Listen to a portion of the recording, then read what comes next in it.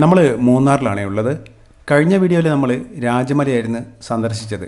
ഇന്ന് നമ്മൾ KSRTCയുടെ one day trip ഉണ്ട്. അതിൻ്റെ കാഴ്ചകളാണ് നമ്മൾ കാണാൻ പോകുന്നത്. നമ്മൾ ഈ കാണുന്നത് KSRTC ഡിപ്പോ ആണ് കേട്ടോ, മൂന്നാറിലെ KSRTC ഡിപ്പോ. അപ്പം നല്ല മഴയുണ്ട്, അതുപോലെ തന്നെ നല്ല തണുപ്പുമാണ്. നമ്മൾ ഈ ഒരു യാത്രയ്ക്കായിട്ട് തലേ ദിവസം വന്ന് ടിക്കറ്റ് റിസർവ് ചെയ്തിരുന്നു കേട്ടോ. നമുക്ക് ഓൺലൈൻ വഴി ഈ ഒരു ടിക്കറ്റ് ബുക്ക് ചെയ്യാം. മൂന്നാറിലെ പ്രധാനപ്പെട്ട ടൂറിസ്റ്റ് കേന്ദ്രങ്ങളെല്ലാം നമുക്ക് സുരക്ഷിതമായിട്ട് കുറഞ്ഞ ചിലവിൽ ചുറ്റിക്കാണാവുന്നതാണ് ഈ ഒരു ട്രിപ്പിൻ്റെ പ്രത്യേകത. 250 രൂപയാണ് ഒരാൾക്ക് ഈ ട്രിപ്പിന് ചാർജ് വരുന്നത്. ഇപ്പോഴും മൂന്നാറിൽ ഡബിൾ ഡെക്കർ ബസ്സും ലഭ്യമാണ്. ഇത്തരത്തിലുള്ള വൺ ഡേ ട്രിപ്പിന് 400 രൂപയാണ് ടിക്കറ്റ് നിരക്ക്. ഈ ഒരു ബസ് സ്റ്റാർട്ട് ചെയ്യുന്നത് രാവിലെ KSRTCയുടെ മൂന്നാർ ഡിപ്പോയിൽ നിന്നാണ് കേട്ടോ. 250 രൂപ നമ്മൾ ടിക്കറ്റ് എടുത്ത് ഈ സ്ഥലങ്ങളെല്ലാം ചുറ്റിക്കറങ്ങി തിരിച്ച് ഇവിടെ തന്നെയാണ് ഈ ബസ് വൈകിട്ട് എത്തിച്ചേരുക. അപ്പോൾ ഇതിൽ സന്ദർശിക്കുന്ന പ്രധാനപ്പെട്ട സ്ഥലങ്ങളെന്ന് പറഞ്ഞാൽ tea museum, top station, Kundala dam, echo point, filming shooting point, അതുപോലെ മാട്ടുപ്പെട്ടി ഡാം, ടീ എസ്റ്റേറ്റ് എന്നിവയാണ്. നമ്മൾ ഈ കാണുന്ന ബസ്സിലാണ് കേട്ടോ നമ്മൾ യാത്ര ചെയ്യാൻ പോകുന്നത്. അതുപോലെ മൂന്നാറിലെ ബസ് സ്റ്റേഷനിലേക്ക് നമുക്ക് രാത്രി താമസിക്കാനുള്ള സൗകര്യമുണ്ട് കേട്ടോ. അതിനെക്കുറിച്ചുള്ള കാര്യങ്ങളെല്ലാം ഞാൻ പറഞ്ഞു തരാം. നമ്മുടെ ബസ്സിൽ അത്യാവശ്യം ആളുകളായിട്ടുണ്ട്. അപ്പോൾ ഏകദേശം ഒരു 30-നടുത്ത് ആളുകളുണ്ടാവും. അങ്ങനെ നമ്മുടെ ഡ്രൈവർ വന്നു. അപ്പോൾ ഇതിൽ കണ്ടക്ടർ ഇല്ലായിരുന്നു കേട്ടോ, ഡ്രൈവർ മാത്രമായിരുന്നു ഉള്ളത്. തുടക്ക സമയത്ത് തന്നെ കണ്ടക്ടർ വന്ന് നമുക്ക് യാത്രയിലുള്ള നിർദ്ദേശങ്ങൾ തരും. ഒരു സ്ഥലം കാണുവാനായിട്ട് അനുവദിച്ചിട്ടുള്ള സമയം നമ്മളോട് ഡ്രൈവർ പറയും. ആ ഒരു സമയത്തിനുള്ളിൽ നമ്മൾ കണ്ട് തിരിച്ച് ബസ്സിനടുത്ത് തന്നെ എത്തണം. ഇല്ലെങ്കിൽ നമുക്ക് ഈ പറഞ്ഞ സ്ഥലങ്ങൾ മുഴുവനായിട്ട് ചുറ്റിക്കാണാൻ പറ്റില്ല ഈ ഒരു ദിവസം കൊണ്ട് എന്നാണ് നമ്മളോട് പറഞ്ഞത്. അതുപോലെ നമുക്ക് ഭക്ഷണം വേണമെങ്കിൽ നമ്മൾ മുൻകൂട്ടി ബുക്ക് ചെയ്യണം. ഇവരൊരു പ്രത്യേക പോയിന്റിൽ വെച്ച് നമുക്ക് ഭക്ഷണം തരും. ഭക്ഷണം കഴിക്കാനുള്ള സ്ഥലങ്ങളെല്ലാം യാത്രയിൽ വളരെ കുറവാണെന്നാണ് ഇവർ നമ്മളോട് പറഞ്ഞത്. നമ്മൾ മുൻകൂട്ടിയൊന്നും ഭക്ഷണം ഓർഡർ ചെയ്തിട്ടില്ലായിരുന്നു. അങ്ങനെ നമ്മുടെ യാത്ര ആരംഭിച്ചു കേട്ടോ.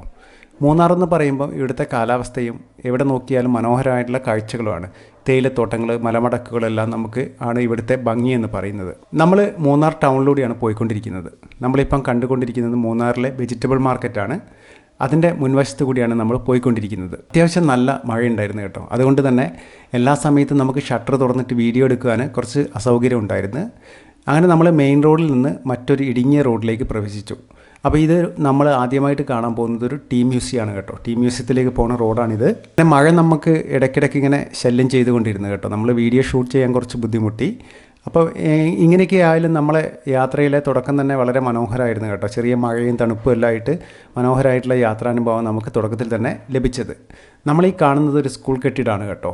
അപ്പം ചുറ്റുപാടും മലയാണ്, പച്ചപ്പും എല്ലാം നിറഞ്ഞ ഒരു മലയുടെ അടിവാരത്തിലാണ് ഈ ഒരു സ്കൂൾ സ്ഥിതി ചെയ്യുന്നത്. അങ്ങനെ നമ്മൾ ടീ മ്യൂസിയമാണ് കാണാൻ പോകുന്നതെന്ന് പറഞ്ഞല്ലോ. നമ്മൾ ടീ മ്യൂസിയത്തിൻ്റെ പാർക്കിംഗ് ഏരിയയിൽ എത്തിയിരിക്കുകയാണ്. ഇത്തരത്തിലുള്ള സ്ഥലങ്ങൾ സന്ദർശിക്കുമ്പോൾ നമ്മൾ ടിക്കറ്റ് നമ്മൾ എടുക്കണം. അതുപോലെ ക്യാമറ മറ്റും ഉപയോഗിക്കുമ്പോൾ അതിനുള്ള ചാർജ് നമ്മൾ നൽകണം. നമ്മളങ്ങനെ ടീ മ്യൂസിയത്തിനുള്ളിലേക്ക് പ്രവേശിക്കുകയാണ്. 20 രൂപയാണ് ഒരാൾക്ക് ടിക്കറ്റ് ചാർജ് വരുന്നത്. 50 രൂപയാണ് ക്യാമറയ്ക്ക് ഇവിടെ ചാർജ് നൽകേണ്ടത്. ഇത് വളരെ പഴക്കം ചെന്നൊരു ടീ ഫാക്ടറി ആയിരുന്നു കേട്ടോ. പണ്ട് കാലത്ത് വേട്ടയാടി പിടിച്ചിരുന്ന മൃഗങ്ങളുടെ തല, അതുപോലെ ഓരോരോ ശരീരഭാഗങ്ങളെല്ലാം ഇവിടെ പ്രദർശിപ്പിച്ച് വെച്ചിരിക്കുന്നുണ്ട്. അതുപോലെ പഴയ കാലത്ത് ഫാക്ടറി പ്രവർത്തിച്ചിരുന്നത് എങ്ങനെയാണെന്നുള്ള ഫോട്ടോസ് എല്ലാം നമുക്കിവിടെ കാണാം. അതുപോലെ ഇവർ പഴയ കാലത്ത് ഉപയോഗിച്ചിരുന്ന അതേ മെഷീനറീസൊക്കെ തന്നെയാണ് ഇപ്പോഴും ഉപയോഗിച്ചുകൊണ്ടിരിക്കുന്നത്. ടീ റോളർ, അതുപോലെ മറ്റ് മെഷീൻസ് എല്ലാം ഇവിടെ പ്രദർശിപ്പിച്ചിട്ടുണ്ട്. 1905 നിർമ്മിച്ചതാണ് ഈ ടീ റോളർ എന്നാണ് ഇവിടെ എഴുതി വച്ചിരിക്കുന്നത്. നമ്മൾ ഈ കാണുന്നത് ഒരു മോണോറെയിലിൻ്റെ വീലാണ് കേട്ടോ. 1900-ലാണിത് നിർമ്മിച്ചത് എന്നാണ് പറയുന്നത്. 2018-ലെ വെള്ളപ്പൊക്കത്തിലാണിത് ഇവർക്ക് ലഭിക്കുന്നത്. ഇവിടെ കുറേ പണ്ട് കാലത്ത് ഉപയോഗിച്ചിരുന്ന വസ്തുക്കളെല്ലാം പ്രദർശിപ്പിച്ച് വെച്ചിരിക്കുന്നുണ്ട് കേട്ടോ. പഴയ കാലത്ത് റേഡിയോ, വിളക്ക്, ടോർച്ച്, ഒത്തിരി സാധനങ്ങളുണ്ടായിരുന്നു നമുക്ക് കാണാനായിട്ട്. അത് കഴിഞ്ഞ് നമ്മൾ ഫാക്ടറിയുടെ അകത്തേക്ക് പ്രവേശിച്ചു കേട്ടോ. അപ്പോൾ ഇവിടെ എത്തിക്കഴിഞ്ഞാൽ നമുക്ക് ഫാക്ടറി എങ്ങനെയാണ് പ്രവർത്തിക്കുന്നതെന്ന് അറിയാം. ചായപ്പൊടി നിർമ്മിക്കുന്നത് എങ്ങനെയാണെന്ന് നമുക്ക് നേരിട്ട് കാണാൻ കഴിയും. അതുപോലെ ഇവർ നിർമ്മിക്കുന്ന ചായപ്പൊടി നമുക്ക് മേടിക്കാനും പറ്റും. മിക്ക കാര്യങ്ങളും വിവരിച്ച് തരുവാനായിട്ട് ആളുകളുണ്ടായിരുന്നു. വ്യക്തമായിട്ട് ഓരോരോ ഘട്ടങ്ങളും നമുക്ക് കണ്ട് മനസ്സിലാക്കാം. അതുപോലെ ചായപ്പൊടിയുടെ വലുപ്പത്തിനനുസരിച്ച്, ഗുണമനുസരിച്ച് തരംതിരിക്കുന്നതെല്ലാം നമുക്ക് കാണാമായിരുന്നു. ഫാക്ടറിയെല്ലാം കണ്ടു കഴിഞ്ഞ് അവസാന ഭാഗത്തായിട്ട് നമുക്ക് ചായ കുടിക്കാനുള്ള സൗകര്യം ഉണ്ടായിരുന്നു കേട്ടോ. 15 രൂപയാണ് ഒരു ചായക്ക് ഇവിടെ നൽകേണ്ടത്. അങ്ങനെ നമ്മൾ ടീ മ്യൂസിയം കണ്ട് പുറത്തേക്ക് ഇറങ്ങി. മ്യൂസിയത്തിൻ്റെ പുറത്തായിട്ടൊരു ചെറിയ തേയിലത്തോട്ടം തയ്യാറാക്കി വെച്ചിരുന്നു. അപ്പം കുറച്ച് ഹൈറ്റിലായിരുന്നു അത് ഉള്ളത്. അവിടെ നിന്നുള്ള കാഴ്ചകൾ വളരെ മനോഹരമായിരുന്നു കേട്ടോ. അതുപോലെ ഒരു തൂക്കുപാലം ഉണ്ടായിരുന്നു ഇവിടെ. അവിടെ മൊത്തത്തിൽ നല്ല ഭംഗിയായിരുന്നു. അതുപോലെ തന്നെ അതിൻ്റെ ചുറ്റുപാടും കാണുവാനായിട്ട് നല്ല ഭംഗിയായിരുന്നു. അങ്ങനെ നമ്മൾ തിരിച്ച് ആ ഒരു തേയിലത്തോട്ടം എല്ലാം കണ്ട് നമ്മൾ ബസ്സിലേക്ക് എത്തിയിരിക്കുകയാണ്. നമ്മുടെ യാത്ര വീണ്ടും ആരംഭിക്കുകയാണ് കേട്ടോ.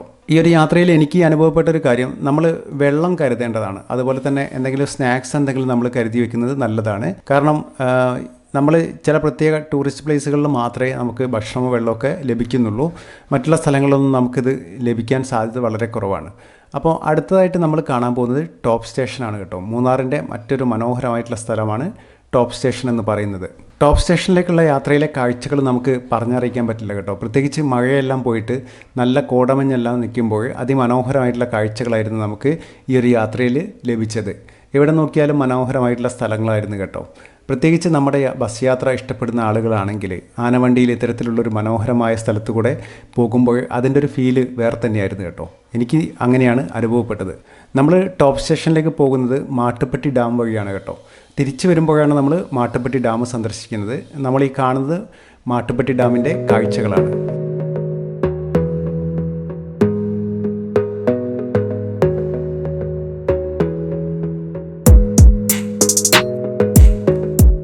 അങ്ങനെ നമ്മൾ ടോപ്പ് സ്റ്റേഷനിൽ എത്തിച്ചേർന്ന് നമ്മുടെ ബസ് ഇവിടെ നിർത്തി. 1 മണിക്കൂറാണ് നമുക്ക് ടോപ്പ് സ്റ്റേഷൻ സന്ദർശിക്കാനുള്ള സമയം തന്നിരിക്കുന്നത്. 1 മണിക്കൂറിനുള്ളിൽ നമ്മൾ ടോപ്പ് സ്റ്റേഷൻ കണ്ട് തിരിച്ച് ഈ ബസ്സിൻ്റെ പോയിന്റിൽ തന്നെ തിരിച്ചെത്തണം. ടോപ്പ് സ്റ്റേഷൻ എന്ന് പറയുമ്പോൾ പേര് പോലെ തന്നെ മൂന്നാറിലെ ഒരു ഉയരം കൂടിയ വ്യൂ പോയിൻ്റാണ് കേട്ടോ. നല്ല കോടമഞ്ഞുള്ളതിനാൽ നമുക്ക് വ്യൂ പോയിന്റിൽ നിന്നുള്ള കാഴ്ചകൾ വ്യക്തമാവുമെന്ന് അറിയില്ല. നമ്മൾ അങ്ങോട്ടേക്ക് നടന്നു പോയിക്കൊണ്ടിരിക്കുകയാണ്. ടോപ്പ് സ്റ്റേഷനിലേക്ക് പോണ വഴിയിൽ ഇരുവശത്തും നമുക്ക് ചെറിയ ചെറിയ കടകൾ കാണാം കേട്ടോ. ഫ്രഷ് ആയിട്ടുള്ള പച്ചക്കറികൾ, പ്രത്യേകിച്ച് ക്യാരറ്റ്, സ്ട്രോബെറി എല്ലാം ഇവിടെ സുലഭമായിട്ട് കിട്ടും. അതുപോലെ തന്നെ നമുക്ക് ചായ എല്ലാം കുടിക്കാനുള്ള സൗകര്യം ഇവിടെ ഉണ്ടായിരുന്നു. ദൂരത്തായിട്ട് നല്ല കോട മൂടി കിടക്കുകയാണ്. അതുകൊണ്ട് തന്നെ ഇവിടുത്തെ കാഴ്ചകൾ നമുക്ക് വ്യക്തമാവുമോ എന്നുള്ള കാര്യം സംശയമാണ് കേട്ടോ. അപ്പോൾ നിറച്ചും കടകളാണ് കേട്ടോ ഇവിടെ. എല്ലാ സാധനങ്ങളും നമുക്കിവിടെ മേടിക്കാൻ കിട്ടും. ഭക്ഷണ സാധനങ്ങൾ, അതുപോലെ കുട്ടികൾക്കുള്ള കളിപ്പാട്ടങ്ങൾ, ഫാൻസി സാധനങ്ങളെല്ലാം ഇവിടെ ഉണ്ടായിരുന്നു. ടോപ്പ് സ്റ്റേഷനിൽ നമുക്കൊരു വാച്ച് ടവർ ഉണ്ട്. അതുപോലെ ഇവിടത്തേക്ക് നമ്മൾ പ്രവേശിക്കണമെങ്കിൽ എൻട്രി ആയിട്ട് 20 രൂപ ഫീ നൽകണം. ഇത് ശരിക്കും തമിഴ്നാട് ഗവൺമെൻറ്റിൻ്റെ അണ്ടറിൽ വരുന്ന സ്ഥലമാണ് കേട്ടോ. തേനി ഫോറസ്റ്റ് ഡിവിഷൻ്റെ കീഴിൽ വരുന്ന സ്ഥലമാണ്. അങ്ങനെ നമ്മൾ ടിക്കറ്റ് എടുത്ത് ഇതിൻ്റെ ഉള്ളിലേക്ക് പോവുകയാണേ. നമ്മൾ അവിടെ നിന്നും താഴത്തേക്ക് ഇറങ്ങുകയാണ് കേട്ടോ. 20 രൂപ ടിക്കറ്റ് എടുത്തിട്ടാണ് നമ്മൾ താഴത്തേക്ക് വരുന്നത്. കുറച്ച് താഴത്തേക്ക് ഇറങ്ങുമ്പോൾ തന്നെ നല്ല മഞ്ഞാണ്, നമ്മൾ ഒന്നും കാണുന്നില്ല. ഏകദേശം ഒരു 500 മീറ്ററോളം നമ്മൾ താഴത്തേക്ക് ഇറങ്ങി. അപ്പോൾ അവിടെ നമുക്ക് തമിഴ്നാടിൻ്റെ കുറേ സ്ഥലങ്ങൾ കാണാൻ കഴിയുമെന്നാണ് ഈ ഒരു വ്യൂ പോയിൻറ്റിൻ്റെ പ്രത്യേകത. എന്നാൽ ഇപ്പം കോടയായതിനാൽ നമുക്കൊന്നും കാണാൻ കഴിയുന്നില്ല. നമ്മൾ ചുരമെല്ലാം ഇറങ്ങില്ലേ, അതുപോലെയാണ് ഇവിടെ നമ്മൾ നടന്ന് ഇറങ്ങാനുള്ള വഴിയെല്ലാം ഇവർ തയ്യാറാക്കി വെച്ചിരിക്കുന്നത്. അപ്പം ഇറങ്ങാൻ നമുക്ക് പെട്ടെന്ന് കഴിയും, കയറി വരാൻ കുറച്ച് ബുദ്ധിമുട്ടായിരുന്നു കേട്ടോ. അപ്പം നല്ല മഞ്ഞായതിനാൽ ഒന്നും കാണാനില്ല. നമ്മൾ തിരിച്ച് മുകളിലേക്ക് തന്നെ കയറുകയാണ്. വാച്ച് ടവറിൽ നമ്മൾ കയറിയിട്ടും കാര്യമില്ല, ഇതേ അവസ്ഥ തന്നെയായിരിക്കും. അവിടെ കയറി കഴിഞ്ഞാൽ നമുക്ക് ഒന്നും കാണാൻ കഴിയില്ല. അപ്പോൾ നമ്മൾ പോയ സ്ഥലത്തിന് താഴത്തേക്ക് നമുക്ക് ഇറങ്ങായിരുന്നു കേട്ടോ. അതൊരു പ്രൈവറ്റ് പ്രോപ്പർട്ടിയാണ്. അവിടെയും നമ്മളൊരു 20 രൂപ ടിക്കറ്റ് എടുക്കേണ്ട ആവശ്യമുണ്ടായിരുന്നു. അപ്പോൾ അതുകൊണ്ട് നമ്മൾ താഴത്തേക്ക് പോയിട്ടും ഒരു കാര്യമില്ലാത്തതിനാൽ നമ്മൾ അവിടെ നിന്ന് തിരിച്ച് മേലോട്ട് കയറി പോരുകയായിരുന്നു. അങ്ങനെ നമ്മൾ തിരിച്ച് നമ്മുടെ ബസ്സിൻ്റെ അടുത്തെത്തി. അങ്ങനെ നമ്മളെ യാത്ര അവിടെ നിന്ന് വീണ്ടും ആരംഭിക്കുകയാണ് കേട്ടോ. ഇതിൽ എടുത്തു പറയേണ്ട ഒരു കാര്യം എന്ന് പറഞ്ഞാൽ ഇതിലെ ഡ്രൈവർ യാത്രക്കാരോട് വളരെ ഫ്രണ്ട്ലി ആയിട്ടായിരുന്നു കേട്ടോ പെരുമാറിയത്. അതുപോലെ തന്നെ തുടക്ക സമയത്ത് കണ്ടക്ടർ വന്നപ്പോഴും അദ്ദേഹം അങ്ങനെ തന്നെയായിരുന്നു പെരുമാറ്റം. നമ്മൾ തിരിച്ചു പോണ വഴിയിലെ കുറച്ച് കാഴ്ചകളാണ് കേട്ടോ. മനോഹരമായിട്ടുള്ള സ്ഥലങ്ങളായിരുന്നു നമ്മൾ ഒരു പോണ വഴിയിലെല്ലാം കണ്ടുകൊണ്ടിരുന്നത്.